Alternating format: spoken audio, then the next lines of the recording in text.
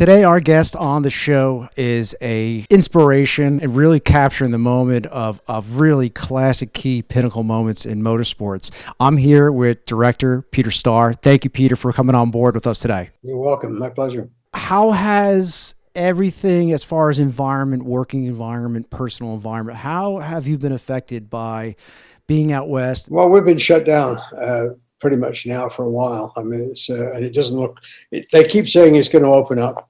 It hasn't bothered me particularly, to be quite honest. I've been doing a lot of writing, and there's things that I'd done prior to COVID that I'm still carrying through.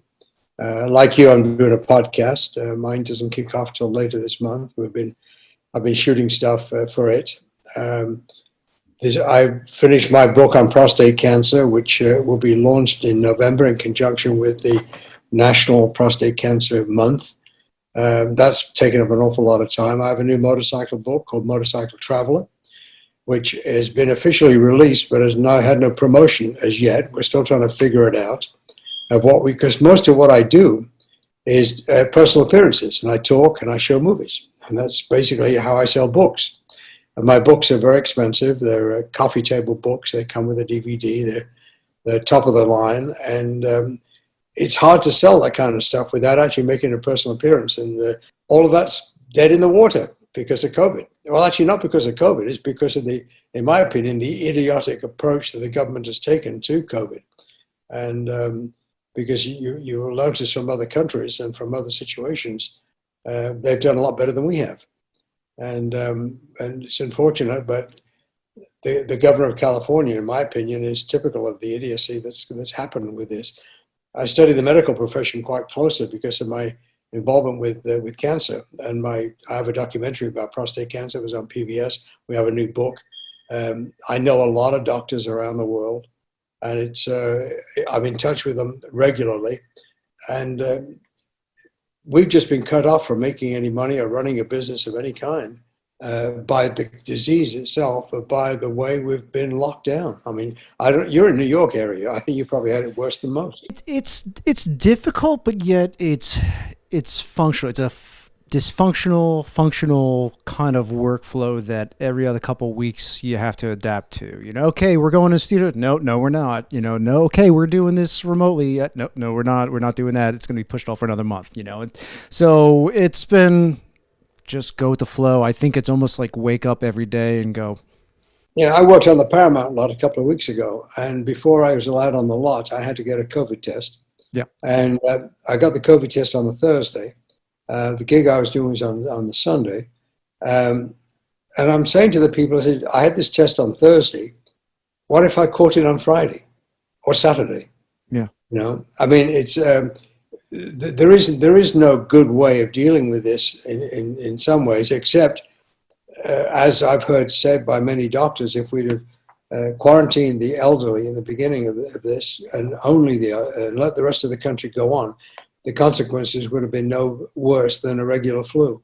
Yeah. And that's basically the narrative that I've gone with, because I know a lot of these doctors very well over a number of years, and I see what they're doing, and I'm saying, that probably would have been a good idea, but instead we have governments that just want to shut everything down. And of course now, everybody that the government says you got to do it, you got to do it. You can't go to Costco, you can't go anywhere without having a muzzle on, It does seem that with no matter what's going on, you are busy. You are a busy man. I think we just established that for the first 5 minutes. You've got your hands involved in writing and scripting and documentary work and books. To cut to the chase, it seems like creativity is never off for you. I think you have to be constantly involved in things. Is that always the case? Is that you always need to kind of be involved in some kind of creative facet? Pretty much in my entire life, basically. I mean, if it wasn't racing motorcycles when I was young, it was, being in the rock and roll business for 10 years and then making movies for the next 40 years. And in one form or another, I built motorcycles for movies that we did. One form or another, if I'm not making a film, I'm doing something in the creative field. And as I've gotten older, I found that it's changed in terms of, I'm not a young man anymore. I can't do the stunt work I was doing in the 90s, and just can't do it anymore. And so you choose what you're capable of doing and pursue that path. I mean, I'm still not so much actively directing because, as you'll find out as you get older, the agencies and people like that hire people like me, they want the latest, youngest model, And I'm not at John Huston's stage where I can command a major budget for a movie in his 80s. But it doesn't mean to say that we're not capable of doing those things. It's just that the environment we live in changes as we get older. I mean, there is age discrimination in this industry. Huge, huge. And at the end of the day, kind of, I've got to face terms. It is a young man's game. I asked me about 5, maybe 10 years ago, running around with a camera, 100-degree weather, doing this, capturing that. That didn't faze me. Now, I need the crew. I need this. I need certain things in place to make sure that things are all right, because the body can't endure, 12 to 15-hour grueling days. And how being in the paddock, sometimes it's sitting and waiting. And sometimes it is a little bit of documenting and anticipation, but sometimes there are long, long days. But I want to get right into how and when you determine this is what I'm going to do for a living. You mentioned this such a wide variety of work that, between working in the music industry, motorsports, directing and everything. When did the light switch go off? When was that certain moment, or was there a certain influence from a certain someone that said, this is what you have to do? There was none of those. It's like the door opened and I walked through it. I mean, I can best tell you that when I started making motorcycle films, obviously I'd had a background in motorcycling because I raced professionally, and I'd continued my interest in motorcycling from those days in the 60s in England. And it was only when I had a project that I was speaking to Marvin Foster, who was then the director of marketing for Hodaka Motorcycles. And he said to me, we need to have a film made about this Bad Rock. It's an international 6 days trial qualifier in Pendleton, Oregon. I'm based out of Western Oregon, actually, which is near Pendleton. And I said, well, I can do that. And all I knew about filmmaking at the time was that I knew people that knew what they were doing, because I'd worked with them in some television stuff I'd done when I was in Vancouver and BC as a rock and roll disc jockey, and I watched the way they worked. And so what I did was I hired the people that I knew I could trust to do the job, and then I basically directed what I wanted to see, and it came out great. It was my first film. It was very successful. As a first film, it was a television film, and that led to everything else. But how I got to that first film was basically, I think, taking the approach that if I didn't know how to do it, I knew somebody that did, and we'd make it work. And my first 4 or 5 films that I did something within each of those films. And so at the end, when we started to do Take It to the Limit, I'd literally done everything that could be done in terms of making a film. And so even though I didn't want to do certain things or couldn't do certain things with the proficiency of some of the people I knew what they were going through, and I knew what they were facing, and I knew how to deal with that. And I think that's the best sort of schooling and grounding that a director can have. Because I've since worked with, when I was a stunt guy, I worked with a lot of directors that quite honestly hadn't got a clue. They were fashionable directors, but they knew very little about really what it took to get the shot that they wanted to see. And there's a lot of stories about this. And I mean, one in particular I remember that I didn't do, but the story came back to me, was a major manufacturer wanted to put a camera on a motorcycle on the side. And the rider says, you can't do that. And the director took umbrage and said, oh, that's where it's going to go.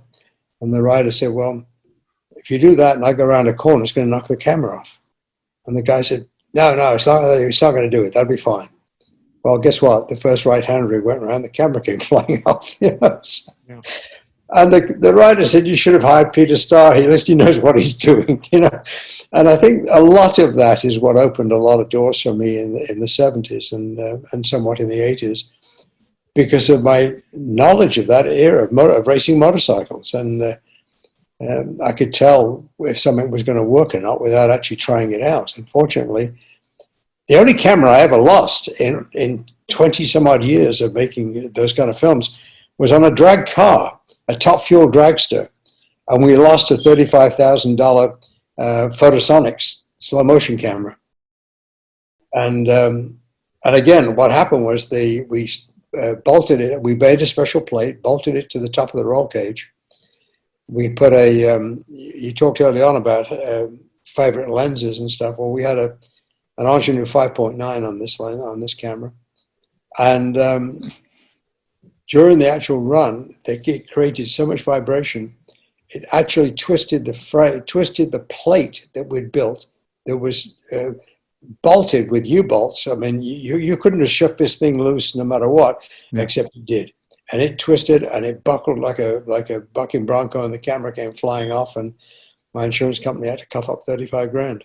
I can't commiserate to that extent, but I have had damaged equipment or equipment just not come back at all because the motorcycle didn't come back. And that's the thing, is that when you step out into a paddock or a race environment, you know, what goes through your mind? You know, is it almost like a nervous energy of just expect the unexpected, or, you know, throughout the years, you've become a little bit more calmer with the chaos that could possibly ensue? Because you know, the reason why I invoke this question is that, you know, when you're shooting a film, you know, you have budgets, you're wearing many hats, you produced your films, you know, and that's where it is.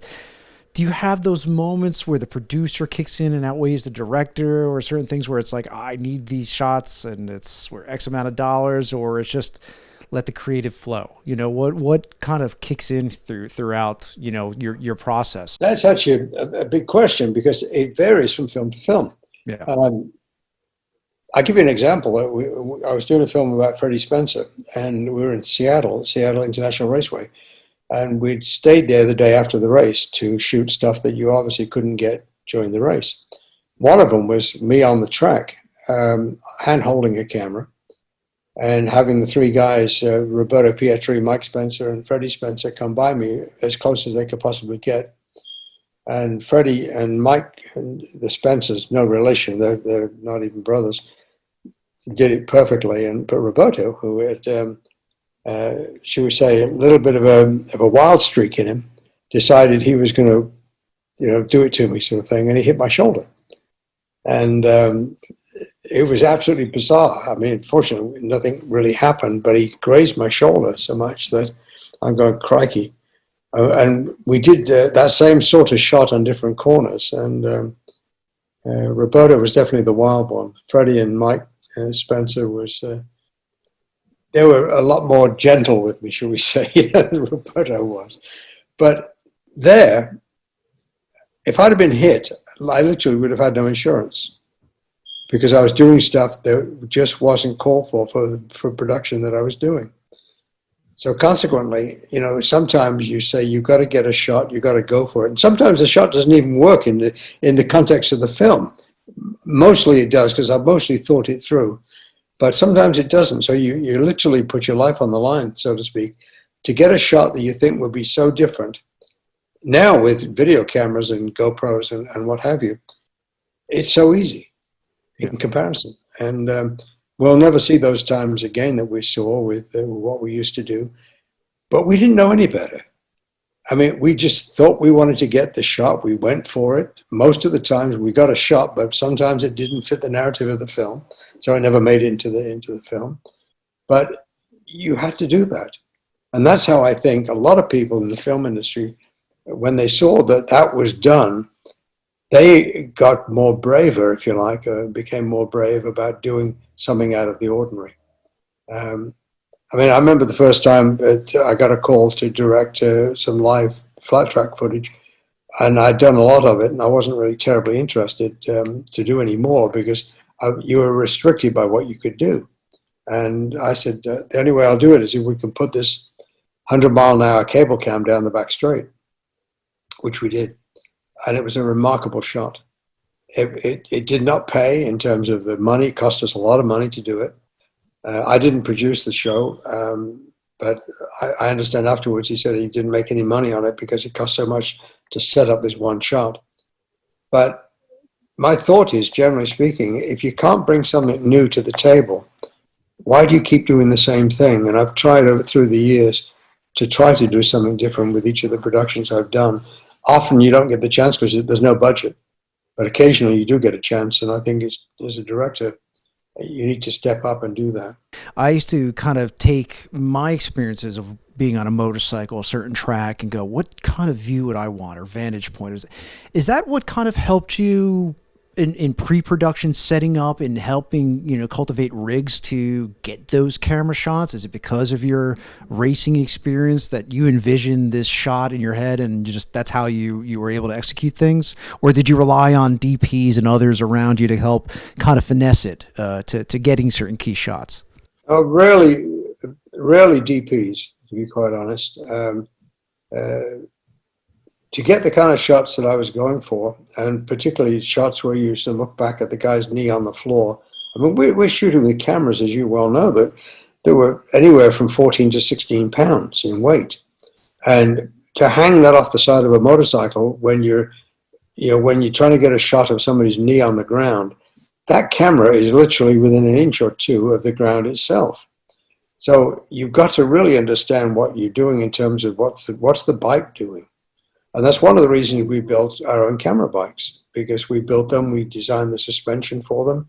And some of the shots we got with that was like guys like Freddie Merkel and Wayne Rainey along Highway 1 in Carmel, California, doing 156 miles an hour, one behind the other, on a public road. Obviously the road was blocked off and there was highway patrol at each end, but those are some of the envelopes that we pushed in doing that. And prior to that was using David Emdy, who was an accomplished racer in his day, riding, and myself as a stunt rider, riding in two Yamaha XS11s down the road north of Ojai along Lake Casitas. And we were doing 130 miles an hour down the hill with a helicopter chasing us at times, or with cameras on the front or the back of the motorcycle at the time.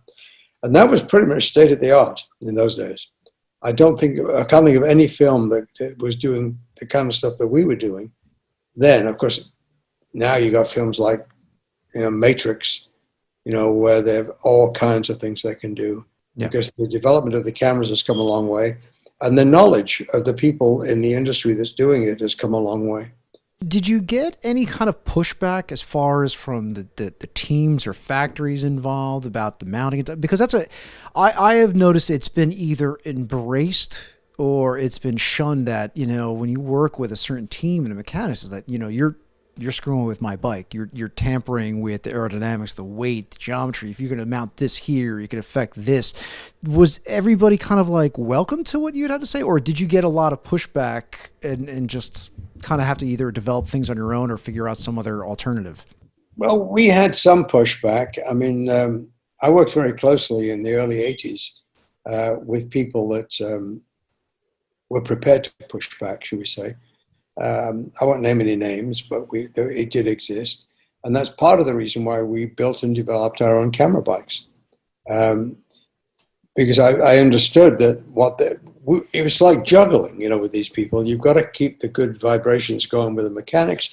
You've got to make sure you get the best shot. You want to show the racer in the best light. And so all of that weighs on you when you decide how you're going to do this. I'll give you another example. When we did Mike Harewood in the Isle of Man in 1977, nobody had really put together a lap of the Isle of Man at racing speed with a movie camera. It had been done. Bob McIntyre, I think, did it one time back in the very, very early 60s, but it hadn't been done as a regular basis because, first of all, film is expensive. Videotape, digital video is not. And to get someone to do that brought out a lot of issues. And when we decided to do it with Mike Harewood in 1977, Kel Carruthers, who's a name you might be familiar with, and I got together, and he did mainly the building. I told him what I needed, and he then designed the structure that went on to the front of Harewood's bike. And that's what got us that shot around the Isle of Man in 1977. But again, we were restricted because there was only a certain amount of weight we felt we could put over the front wheel of that bike. It had to be something that Hale could handle at regular speeds. I mean, he was doing 190 miles an hour back in those days. Yeah, yeah, from the drop from Brandish from Craignamar to Brandish, he was doing 190 miles an hour with that camera going. And we had a limitation of how much film we could carry because the bigger the camera, the larger the magazine, the heavier the weight, etc. And it exponentially, increases the problems. And we had a great deal of thinking to do about that. And we decided to go with 100-foot loads of 16 millimeter film and have two people around the track to change magazines. So we never got one continuous lap. Two of the three rolls that we shot, the middle roll didn't come out anywhere near like we thought it would. But we had no video monitors. You know, it was movies. Yeah. We didn't even know if we had a shot or not until 3 days later. We had to ship the film to London to get it processed. Then I had to have someone look at it and call me back and say, yes, you've got a show. You know, that doesn't happen today. The thing is, the Isle Man is probably, to me, as far as experience, you know, capturing and trying to do anything cinematic, is the most interesting, complex event I've ever participated in. And to hear that you've captured it, you know, on film, I'm wrapping my head around the measuring and stuff, because I'm thinking in my head, I'm like, the Isle Man, I'm like, nowadays I think it's an average of 17 to 18, maybe 19 minutes around. So, you know, to calculate having enough footage to capture that's, and again, the reloading process of film, you know, to stop it's a lot of planning. And that's, you know, one thing that I have to say is, how did you go about your films? Was it something that trial by fire? It was mostly calculated.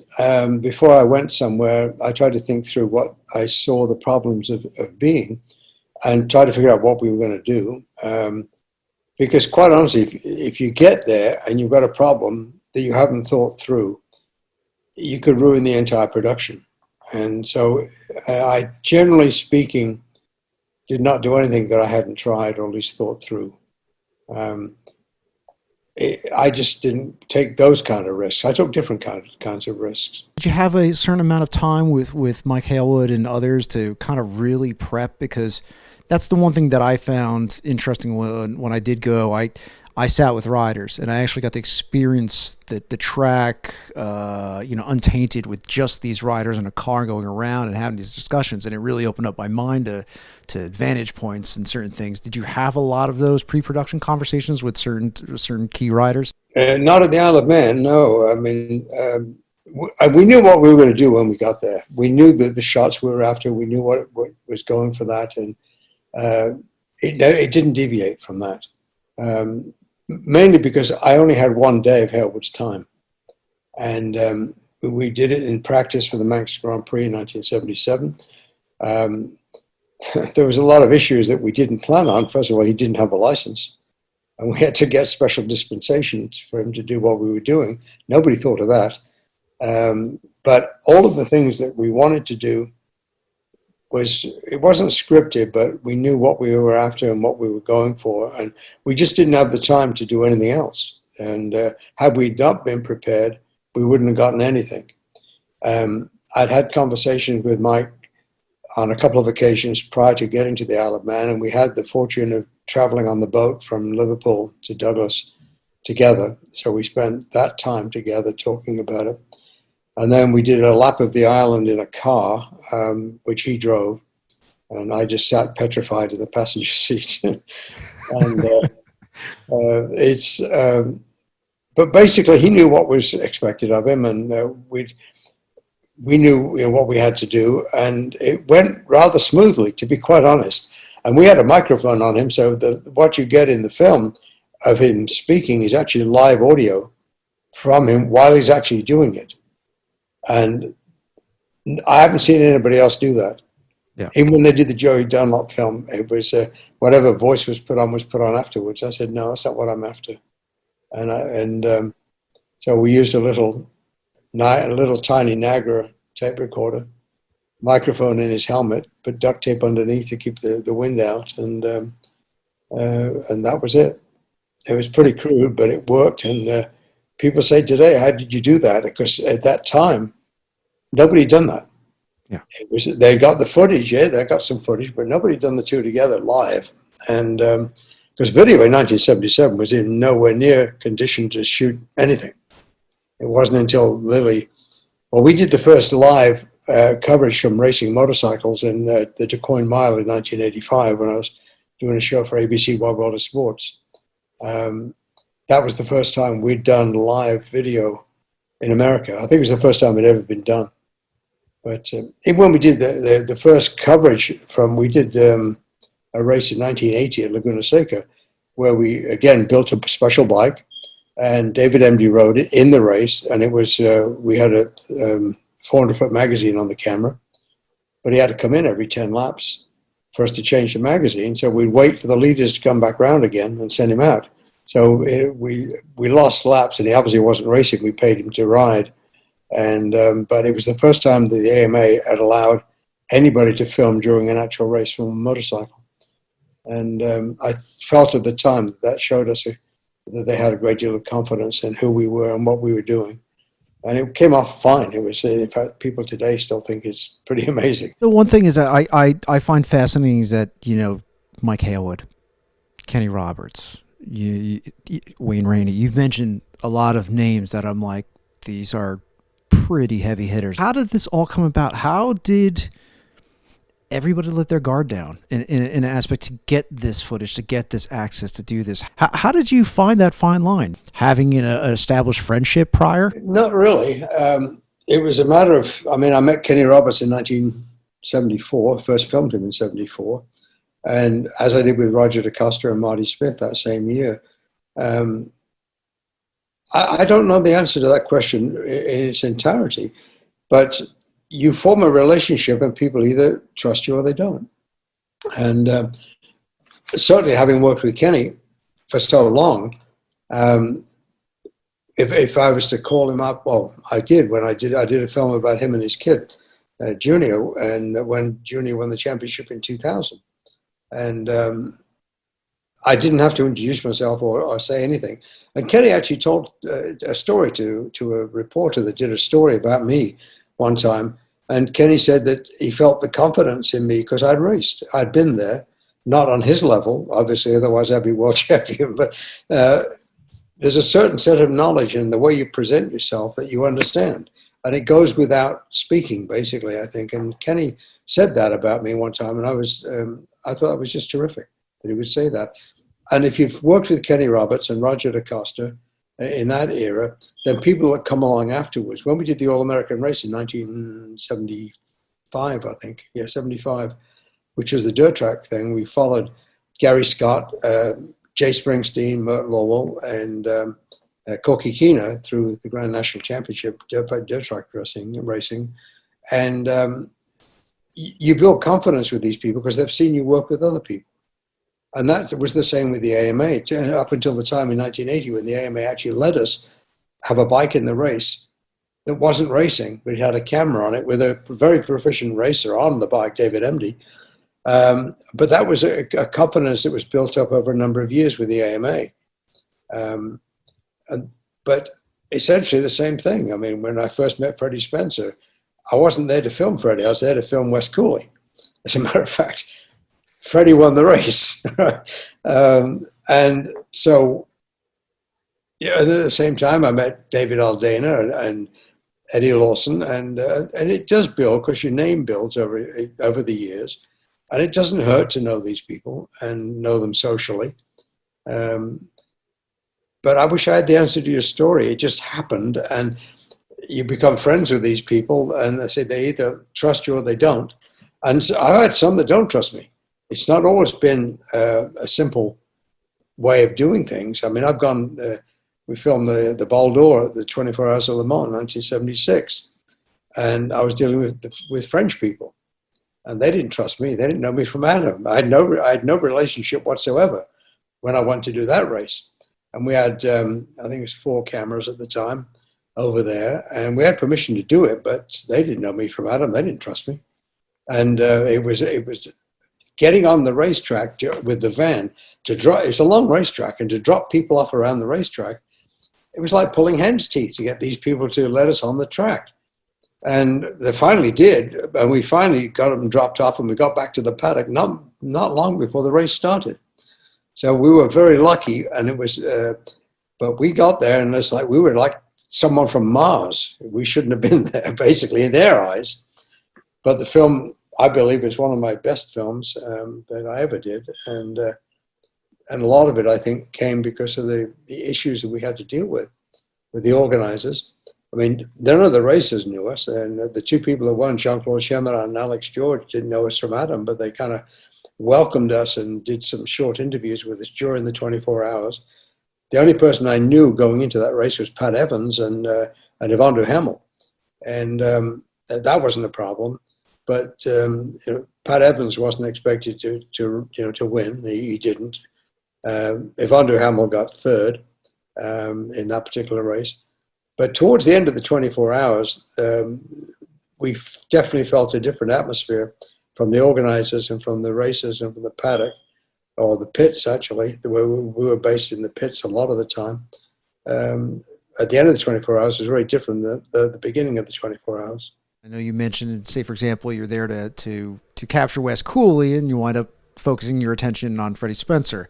I've had different stories where I'd set out to go cover whatever a race event, and the story totally shifts. Have you had more of those occurrences because it's racing and anything can happen? You know, do you have more stories where I had this objective, we scripted this out, and then this is the whole entirety in a complete different facet? Has there been more of an abundant amount of stories like that? Well, the most famous one is the one of Kenny Roberts winning the Indy Mile on the dirt tracker in '75.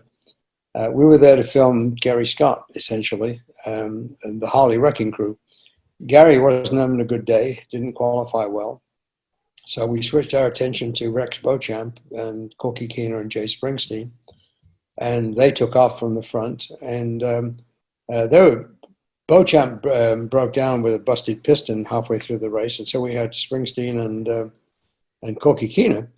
And then what we didn't notice was that Roberts on the four-cylinder Yamaha that started out at the back of the pack was all of a sudden in third place. And fortunately, and in those days, we didn't have radio communication between cameras. I just sent him out with a bunch of instructions and what I wanted him to capture. Fortunately, they noticed Roberts when he got to third place and started to shoot some footage of him. And that has become perhaps one of the most famous pieces of footage that there is on any given race, because Kenny won the race. He won it by a wheel and a half or whatever it was, and he won it in the acceleration from turn 4 to the finish line.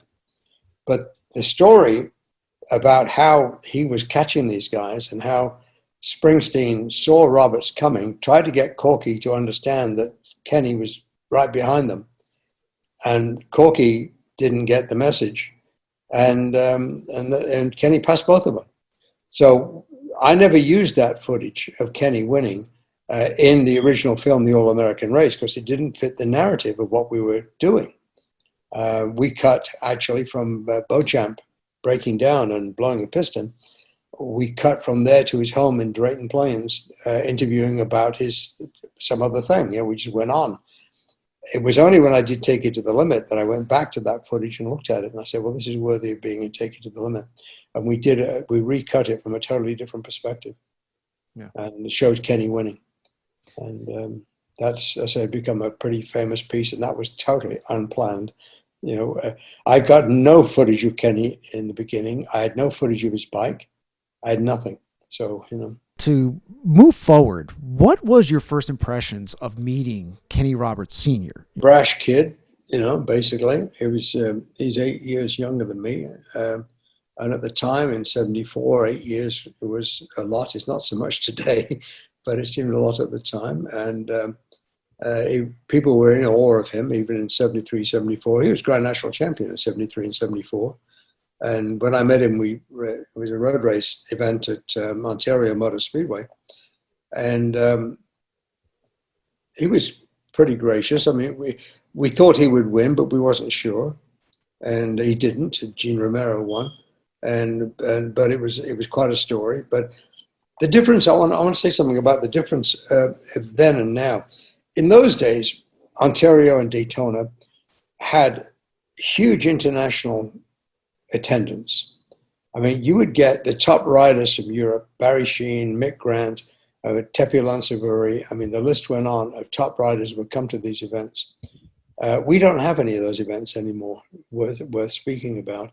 I mean, if we have a Grand Prix, that's it. But that doesn't attract the depth of field, should we say, that we had in those days.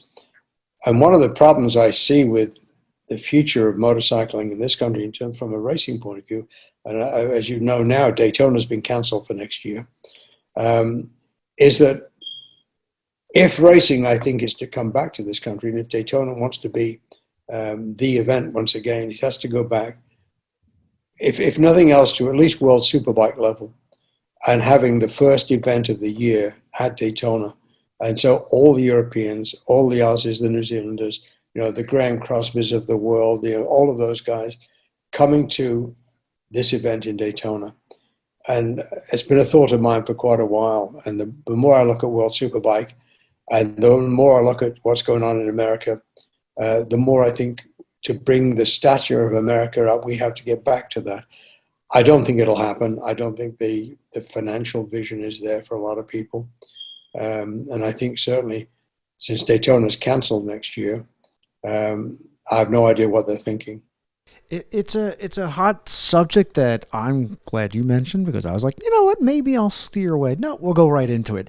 I feel the passion's there. I couldn't agree more. Daytona to me is such an iconic presence that, when I was starting to get my feet, some traction as far as, professional work, Daytona was the first to be submerged into that atmosphere. And it was inspiring. It was very fascinating to, like you mentioned, the international president. That's my first time I met, Guy Martin. I met a lot of TT guys that were coming there to look at it and go, I think I'm going to give it a try next year.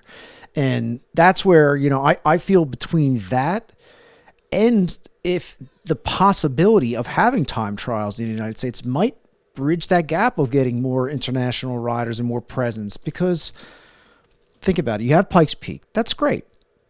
Pikes Peak is great, but what else is there out there? There needs to be, I think, a little bit more, and to be open-minded, traveling overseas the way certain TTs are handled, like the Isle of Man and Macau.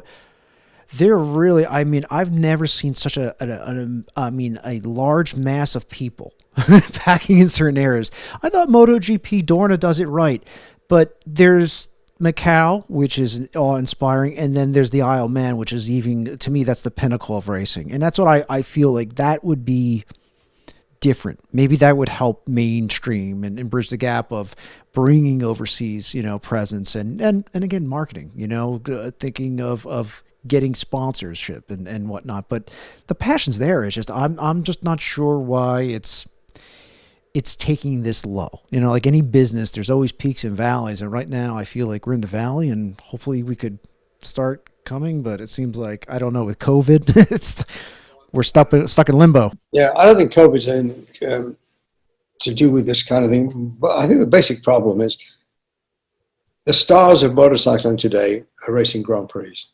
None of those guys are going to race the Isle of Man or Macau or anything like it. And they're not even running Pikes Peak for motorcycles anymore. And so it's far too dangerous for those guys to risk the kind of money they're making to go and do those places. Daytona's a little different because it's a broad track, it's a big track, passing is right, you can actually pass on it. And it's more like a Grand Prix track, albeit having banking and having a separate chicane put in the back straight. But Isle of Man type. So the Isle of Man tried this, They tried very hard at one point to actually set up a series of Isle of Man TT races around the world and failed. And I took a look at it when I was in Taiwan. I thought there would be an interesting way to do things in Taiwan that way. But there's such a battle going on against people that don't want you to do these things, that people, I think, just say, "Oh, give up." It's too much trouble to do that, and they go the way they're going. I think Dorna's done a terrific job with MotoGP, and I think they've done a terrific job with televising it. The superstars of MotoGP are real stars these days.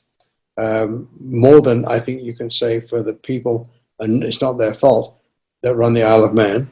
It's once a year thing. I mean, as much as I'd like to think McGuinness and those people are superstars, and in my eyes, they certainly are.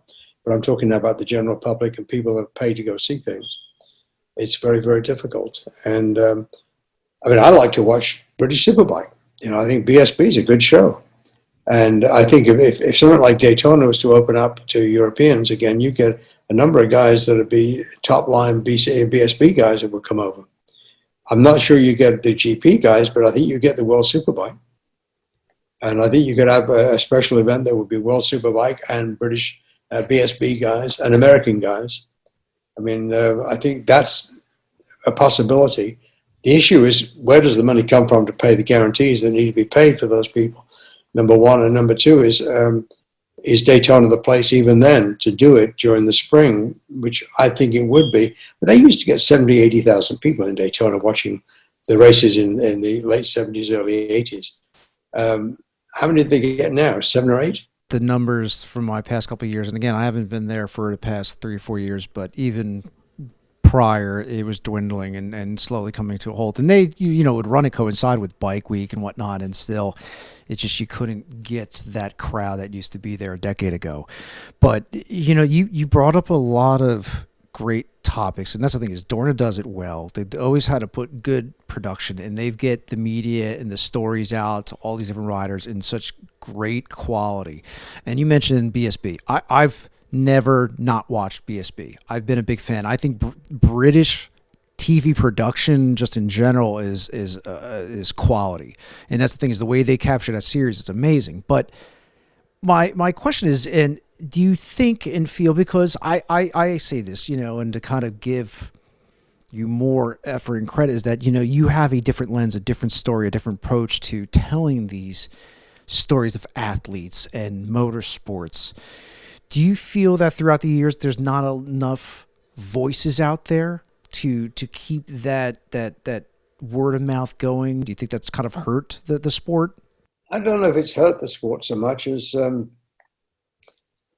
I like to think, for instance, in 1985 when we did the Stroh Mile television series, we did 7 one-hour shows that year, and we made a point of trying to make people out of the races. And we did up close and in person pieces with Ted Booty and Jay Springsteen and all of the guys that were around at that time, Bubba Shelbert, Ricky Graham. And that became part of the show. Because my belief, and it still is, that if you make human beings out of these people, instead of whatever you look at them in helmets and leathers, the better the chances are that the general public will get to like them, get to know them, will follow them. And I think that was certainly part of what was the success of the Stroh Miles. And I think that's one of the most important challenges that television has today, is making these people, human. I mean, be quite honest, I don't know too much about the personal life of almost anybody these days that's in racing. Nobody's really taken the time to do that I know of. But it seems like it's just another guy with another baseball hat that's got a Monster Energy logo on it or a Red Bull logo on it. And that's it. There's got to be some type of backstory. And I think people also do like an underdog. And none of these stories are coming out. And that's where I feel, and again, having this conversation, you've done films, you've done so much work. I feel like I'm just kind of tapping in and getting started into diving into this kind of work. And that's what it is. I feel like there needs to be more messages because I feel like for the past several years, things have fallen by the wayside. It's like, oh, you have this year's champion, but what do you know about it? Besides the stats, besides who took first, second, and third. What's going on behind the scenes. And I think that's a very important point. Today, there's so much eye candy in production that you fail to get, not you personally, but I mean, one fails to get the story across. And when you don't have a story, you can bring up the eye candy, and it takes place of a good story.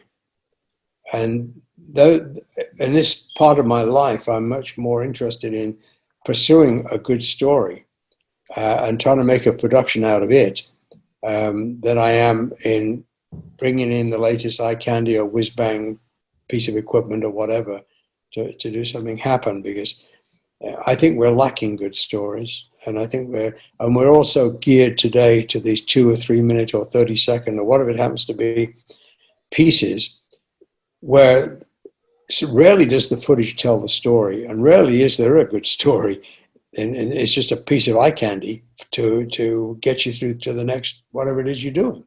I'd like to think I started off in the right place of I got submerged in post-production and editing and learned how to tell a story in the edit, and started to work on scripting and longer format. And early on in my career, I was putting together 5, 10, 15, 20-minute segments. And that's where I learned how to get my script writing chops, and learned to get a story and execute it on camera and tell it even more in post. So that leads me into, this segue of, have you written a lot of, the films? Have you written a lot of treatments where you shared it with the writer, shared it with, whoever the subject matter of, this is my vision, and pretty much stayed on course? Or sometimes this has been a blessing to me, is that, sometimes I've been able to document things and get more to the story, more that I was unaware of, and it just transpired then in that moment. Have you been, a little bit more looser with capturing certain things in a moment, or more sticking towards a script? Both. I mean, different ones. I mean, one of the stories I remember quite clearly that sort of evolved was the story of Daryl Schultz. Daryl won the 500cc motocross championship in 1982. And he got the ride with Honda because they couldn't find anybody else that could ride that bike. It was a bit of a cow to ride, apparently. And Daryl was out of a ride, and they gave him a shot, and he did it. And we started filming him at Daytona in 82, and he won the Daytona Supercross. He went on to win other Supercross, but he had a knee problem, and which wasn't apparent at the beginning of the year for anybody. But it was exacerbated when he started doing the outdoor motocross. And then during the middle of the year, it became so bad that he had to have surgery. And in that time, during the outdoor season, there was like a month off during August. So he went and had arthroscopic surgery on his knee, and they inserted a bovine tendon into the knee. And we were there in the operating theater filming it. I mean, that was where the story really started to make sense. And then beyond that, we continued filming him, and before the last but one race of the year at Washougal, his lung collapsed. And there he was with a collapsed lung in the hospital for 4 days before the race, and he had to get out of hospital, get on a plane, go to Washougal. He was going to lose the championship, and which he did. And Honda, to their credit, actually had a doctor and inflation equipment at the racetrack in case his lung collapsed again. And he raced the entire 2 motos with a catheter in his lung. And that's the story. And he finished far enough up. He didn't win the race. He finished far enough up that the next race at Carlsbad, he only had to finish 12th to win the championship. And he did. And that was, I called the film Against All Odds, because in reality, but at the beginning of the year, I didn't have that story.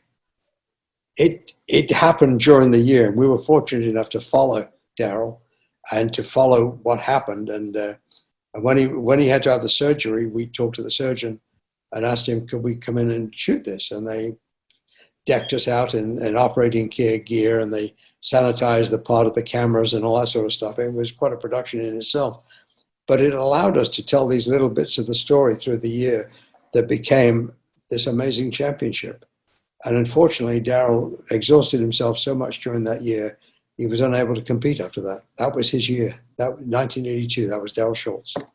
With that story in mind, I consider riders, athletes like that, to me, legendary, almost figures like cowboys, like the last of the true, rough and tough guys. Do you feel that in this environment with motorcycle racing, that there's still athletes kind of with that mentality, or is it a whole new level? Oh, I still think they're out there.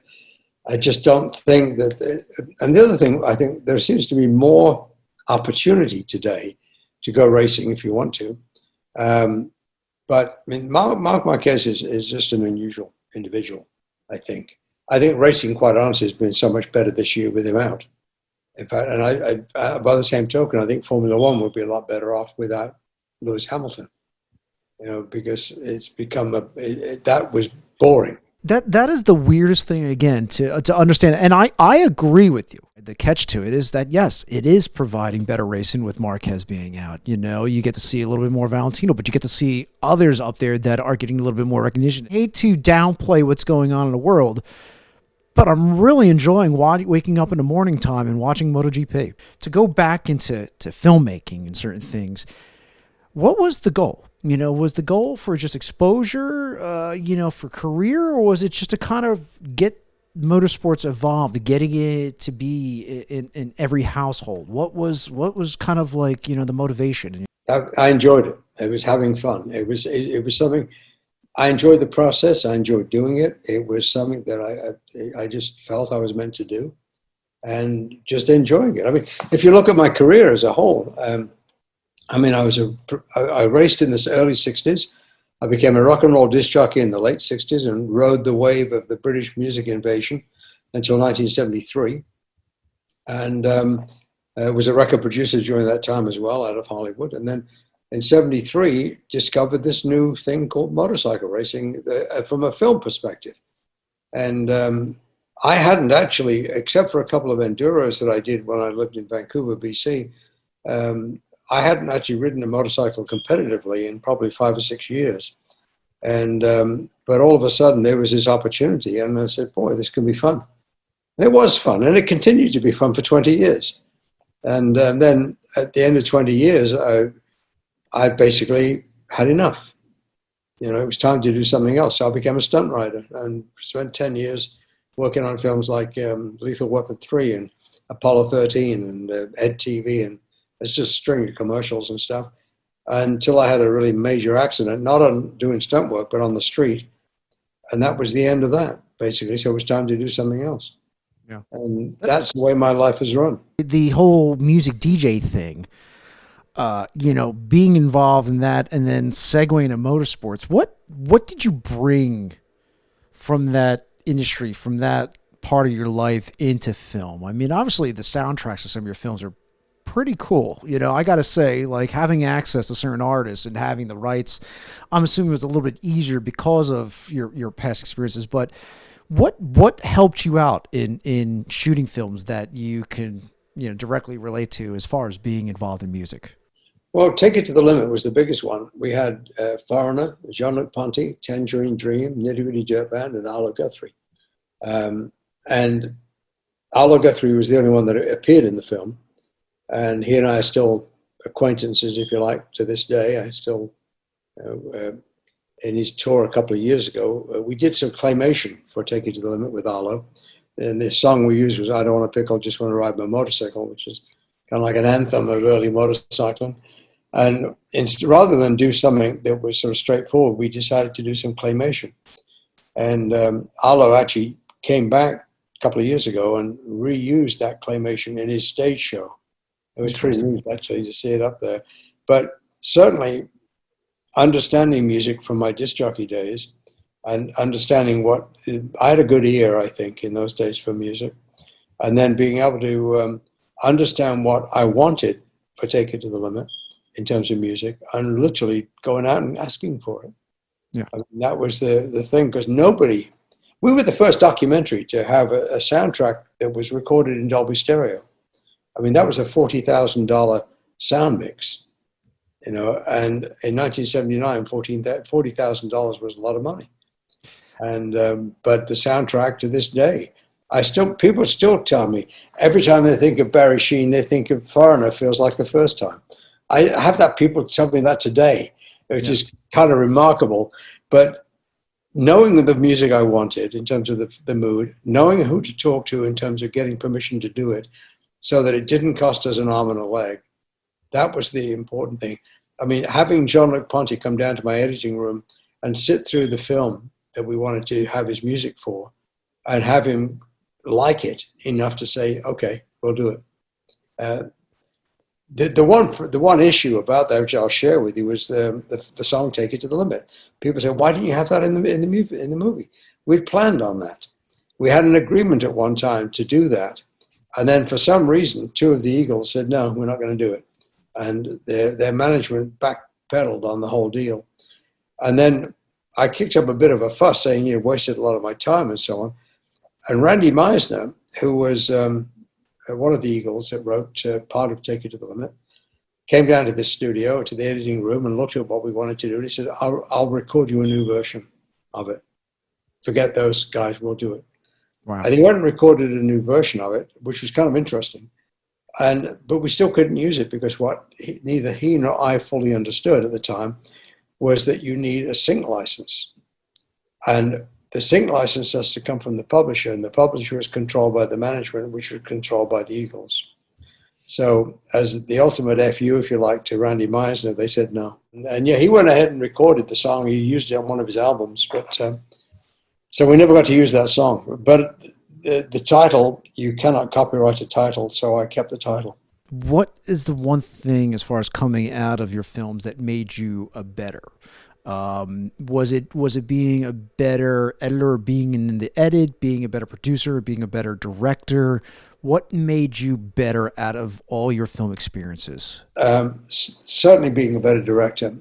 But I also think, to me, directing and writing and producing are intertwined. I may not be the producer of a project, but I certainly know what's going on with that project and what the producer is facing. I generally tend to direct everything I do, and the writing, to me, and directing them become even more intertwined, because I've written everything I've done, except commercials and stuff which agencies do. But I mean, in terms of films that you would be interested in the motorcycle community, I've directed all of them and written all of them and produced most of them. Sometimes it's been my production company, but I've hired a line producer to take care of the details and stuff. And to me, they're intertwined. I mean, I'd love, quite honestly, to have someone give me a script and say, here, direct this, but that never seems to happen. Yeah. It's most of what I've done, and I believe this will be the case unless somebody comes out of the woodwork, that I'll be involved in the concept, the idea, and put together whatever partnerships need to be put together to make it happen, whether it's musicians or camera crews or whatever it happens to be. Even though I may not be the line producer, or I may not be the cameraman or the DP or whatever, and I've worked with all of those people over the years, sort of seeing the vision take shape, which is really what a director does. But I also like to be involved in the editing, because one thing about directing, in my opinion, is the real story, is certainly in documentaries, is told in the editing. And I like that process. I like deciding what music is used. I like that, bringing those elements together from what I've done in my life to that. Doesn't mean to say I can't work with great musicians. I do, yeah. or great directors of photography or whatever. It's just that knowing and having a feel for that entire thing is what I find is important. I started off editing on linear Grass Valley, film, and now with modern technology, everything's digital. You can edit on a laptop and put together whatever. Heck, you can even edit on an iPhone. Do you feel that the technology nowadays has made that better for you to tell that story? I started editing with a moviola. A vertical moviola, not a table. Yeah. And then I moved up to a Chocron, which is a 6-plate flatbed. And no, I don't think it's gotten any easier to be a good editor. I think the labor-intensive parts are perhaps easier. But I enjoyed the process of putting pieces of film together, and being able to take my time with that. It was much more time intensive. The life today is so fast. I mean, when I finish talking with you today, I'm going to get back to editing something that I'm doing. But life is so fast today that you've got to get in, get it done, and get out. In the early 80s, I didn't have that issue. I was paid enough to take the time to sit with a 6-plate flatbed editor and put the story together as I saw it. And then I'd play it for people. What do you think? I play for other editors and other people, and other people, and learn from that and maybe make changes. But it wasn't something that I had to do in half an hour or 8 hours or whatever. Whereas today, I feel if you can't put a half-hour show together in 8 hours, you're going to get fired. I don't know if that's true or not, but it's certainly the feeling that I have about it. Whereas in the old days, I could afford to let something sit and think about it, let it gestate. It's a different environment that I'm not proud of, because I have to say I fed into it. And with work throughout the years, motorsports, obviously limited budgets, sometimes you can't say no. With that in mind, it's something that I feel like that is the new norm, just to get it quick, don't really digest it, just get it out there. And it's more of just kind of, we just want it out there just for that purpose, just to get it out there, not really to tell a story. And that's where things I feel like are transpiring. They're not really resonating. Now, since everything is now on hold with COVID, people are taking the time to enjoy a good story and looking at something that's a little bit long term. Think of something else as well. I mean, when we were shooting film was expensive. And so you had to think about what you were going to shoot before you shot it. Nowadays, I see people with cameras and they're just running all the time. And it becomes more of an editing deal than it is an actual production direction deal. Every foot of film that we shot was expensive to us, and we had to really think it through. Now, if I'm shooting video, I'm nowhere near as careful with what I'm doing, because I know I can deal with it later, and it's not costing me anything to shoot digital as it was when I was shooting film.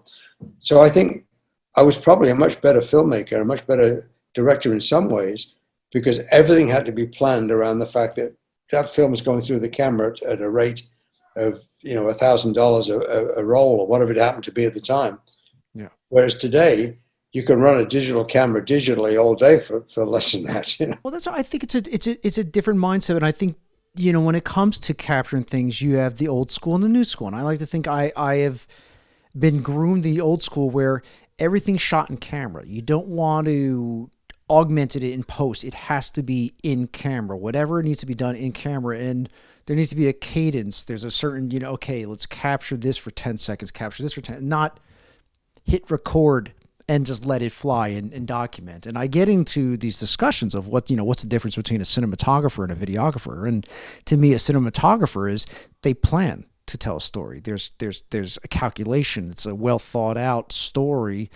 A videographer turns the camera on, documents, and whatever happens. And that's where I feel that, with modern technology, it's a blessing and a curse, and I like to think throughout the years, it needs to be a little bit more well organized, well groomed. You can't just turn on a camera and just go, because everybody can do that. Looking at all the film and footage that you've captured with all the camera angles, this and that, do you feel like you should be getting a check from GoPro or these action camera companies for really setting the benchmark to go, hey, this is how you do it, and they just go, oh, that's a great idea? And has anybody from GoPro contacted you about sending you a check for inspiration?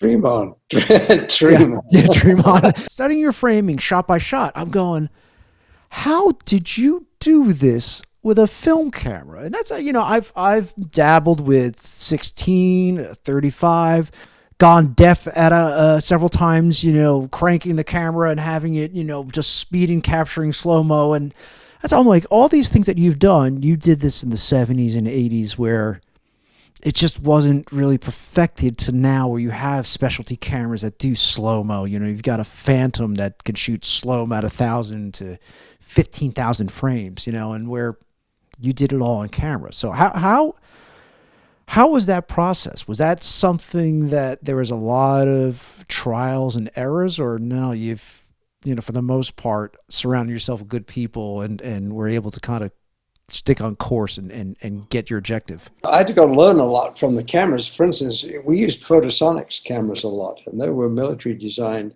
cameras that would run at very, very high speeds. And that's what we had in those days, but they're nowhere near as fast as what the digital cameras are doing today.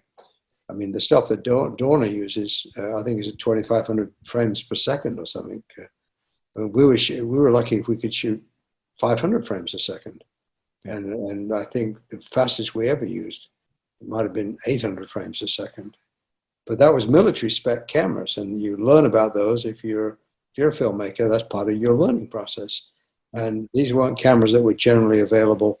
You had to go find them. And Photosonics was the manufacturer. And we used to rent directly from them for some of the super slow motion stuff we did in those days. Is there anything as far as like a film or a show that's out there that you're like, wow, this is the next evolution? This is the next step to capturing motorsports? Not really, to be quite honest. I did enjoy what Netflix did with the F1 series. I thought that was pretty interesting. That is the hot topic, and everybody has been, that I have a guest on that has got some type of motorsport affiliate. That's all we talk about, and it's great. It actually was doing nothing much more than we were doing in 1985 with the Stroh Miles. I mean, to be quite honest, they've just taken it to its logical, technical extreme. Today, which I laud them for it, to be quite honest. I wish I'd have had a chance to do that. I would love to have done that. I'd love to do that for motorcycling. Unfortunately, I don't have the right contacts at Netflix to say, hey, let's do that, and the other object is going to be Dorna. What Dorna would throw at you for that. I've had my rounds with Dorna that were not pleasant. Well, that's the thing is, nobody realizes that, at the end of the day, Dorna's a production company. They're going to want to be involved in the production aspect of things. But I wanted to show you some media and get your thoughts and then discuss on it. So there's a place where every racer wants to be. A place that separates heartbreak from the victory. A place where nothing can touch you. The disaster is all around. A place that many seek. Few find, and even fewer can stay. This place is not a myth, but it can make legends. There's the perfect balance of racer and machine. It is the line.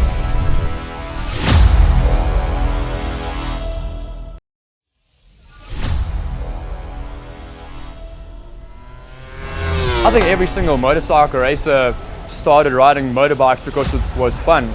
You're not 7 years old riding, worrying about hopefully getting to MotoGP one day. It's more just about having fun and the passion for it. At the end of the day, it's just the pure passion of riding motorcycles. Camaraderie of motorcycle racing, that keeps me going. The Superbike class is the class everyone wants to be in. The level of talent and the riders in the class is very high and very tough for me because my dad passed away. Traveled in our van ever since we were 4 years old chasing this dream.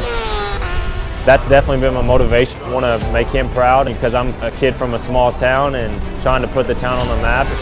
I think a lot of people think that I'm here for myself and I'm here because I want to ride a bike. That's not it at all. It's a business, and if it was a better opportunity to put someone else on the bike, I would step aside no problem and do it. But the way it sits at the moment, this is how we're doing it. See what happens. It's hard to go from team to team to bike to bike. People are putting money out there for you to do a good job, and you could cry all day, but it doesn't make any difference. There is no pity party in the Moto America paddock. I feel like my motivation this year is a little different. When something gets taken from you, you don't realize how bad you want it. I want that #1 plate more than anything. I know I have a winning bike right here. There's a lot of things that's what I've left on my plate that I haven't done yet. So I'm a fighter, and I'm not giving up until I get what I want. After the pre-season, I expect a lot of up, but I didn't expect the downs. The situation changed. I remember just sitting there in the middle of the race and watching Heron and Tony, battle it out, smash their fairings into each other. I was like, man, I'm gonna have to get in there and get my elbows up if I want to win this thing. We were banging bars there at the end, and it came down to the final corner. This is racing, these things happen. And some days you realize you lose the championship. And that was the day. I lost many other championships. I won also other ones. In racing, you never know what what can happen. I think when I showed up at the test and I saw the #1 plate on the Yosh bike, like that hurt, man. You don't realize how bad, like, you want something until it's gone. Was Elias riding for Yoshimura at the time? Yes, he was. And to be honest, that the last time I worked with Tony was on a little mini documentary for Yoshimura, and sadly, within 6 months, they announced that they were disbanding from road racing in the United States. So that's another story, you know. And on that note, there's stories that need to be told. There's something that I don't take no for an answer, and I think the cultivation of a story needs to come out in some way, shape, or form. You know, where there's a roadblock, well, there's another way to go around it. So, what are your first impressions? The first one I didn't like at all. I couldn't understand what the people were saying, and I was in the middle of it before I understood quite what you were doing. The second one I enjoyed much more. It was paced, I think, more to, we say, my taste. And I found that I could understand what they were saying. I could understand it much better than the first one. And to me, that's the first level of communication I look for in a film is, do I get it? And I got the second one. I didn't get the first one. The first one was just a little promo, and the audio is a little bit bad. Just a little. It was a. You know, talking about rough cuts. We literally recorded this at the track, and then got back in the post and found out all the audio was bad. And so the next race we had to record at a very really kind of awkward setting where it's noisy to get that scratch track to put it in there. So that was a little behind the scenes. Yeah, I can understand why the audio sucks because quite frankly it does. So I get it. The second one was a little bit longer format, but that's the you know, the emphasis is there's stories within stories within stories. There's always a story. There's a part of what I was trying to say was, and I'm assuming you're not going to broadcast this bit, but I have a little bit of a problem dealing with what I call the wham bam thank you ma'am school of editing. You know, it's not telling the story that I think that is probably there to tell, but that's my personal perspective on production. Sometimes fast cutting and loud sound effects work. This doesn't seem to work for me as much as I think a better thought out, slower paced, more emphasis on perhaps the riders you're dealing with, which is why I like the second one much better than the first. You know, if you think about just capture racing and everything's a very wide landscape. And that's what I think with racing. I think it needs those nice, smooth transitions, you know, and each scene needs to have its breath. When I see slow motion of Marc Marquez or anybody else there riding at the very extreme, that tells me a much bigger story than it does a series of flash cuts of Marquez going wham, bam, thank you, ma'am, you know, doing whatever he's doing. And I think the important part, it's like a good still photographer can tell a story in one frame. You know, a poor filmmaker cannot. And I'm not saying people should be still photographers. All I'm saying is that sometimes less is more. Sometimes less is better. And that tends to fit in more with my frame of reference, if you like, in terms of filmmaking. I have to, and I say this being young and impressionable at the time, keyword at the time. You know, there was filmmakers like Guy Ritchie, you know, and he came out with his flashy transitions in films, and that kind of set the tone for me. Like, oh, this is the thing that's it. This is the thing that's getting the commercial work. Don't disagree, but a lot of that has to do, I think, with the clients that. I have this issue with clients and agencies, and I'll tell you a quick story. I won't tell you who it was, but I gave a presentation to a major motorcycle manufacturer, and they said, well, we really like that idea, but we need to talk to our agency. And so they set up a lunch with their agency, and I had a lunch meeting. And at the end of the meeting, the agency guy says, well, I don't think we need a movie. We need like 60-second, 30-second pieces for the internet. He said, we get a lot of eyeballs. And I said, really? How's that working out for you? Because I knew from their sales figures that they weren't selling bikes. Mm-hmm. So it's it's a question for me, and it's the same with making a movie, is what's your goal? Make sure that what you're doing is aligned with the goal you're after. If your goal is selling motorcycles, then getting a lot of eyeballs isn't going to make a blind bit of difference, because though you're not making that transition from eyeballs to sales. Are you making an eyeball piece that advertising agency is going to rave about and it's going to get them their next gig? Or are you trying to help your client by selling the motorcycles? That's the story that I'd like to leave you with right now. I appreciate that, because that's the thing is, I have had throughout the years mixed emotions about working on projects, some embrace and some shun. And that's the thing is, I have now come to terms that I'm going to stop listening to others and start doing more and putting more out there and having a little bit more weight in my own creative process than kind of trying to work on somebody else's vision. I haven't done as many things as I probably could have done for that very reason.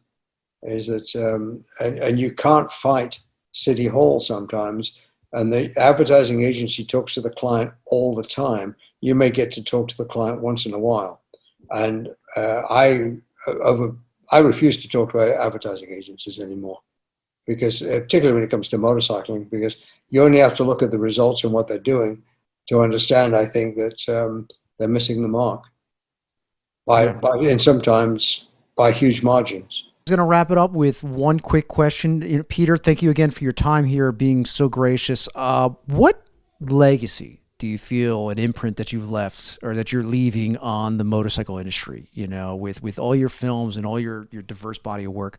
What do you feel like you've left? I think I've left people with the impression that I have a love of motorcycling. It's been a key element of my life, even though I've gone off and done other things in the meantime and shot other subjects. I mean, I've done a lot in cars, but it's always come back to motorcycles, and it's always been because of the passion of motorcycles. That's really the legacy. I've won awards, but nobody's going to remember those. They'll remember the claymation from Take It to the Limit with Arlo Guthrie. They'll remember the Russ Collins slow motion sequence from the same film. They'll remember Stevie Baker going to the race of the year at Mallory Park and cleaning Barry Sheen's clock. Those are the things they'll remember, and to have those in my quiver of arrows, if you like, of what I've done is more than enough. Thank you once again for coming on the show. It's been a delight. Definitely love to have you back, and thank you again for making the time. Oh, you're very welcome. Thank you. Talk to you soon.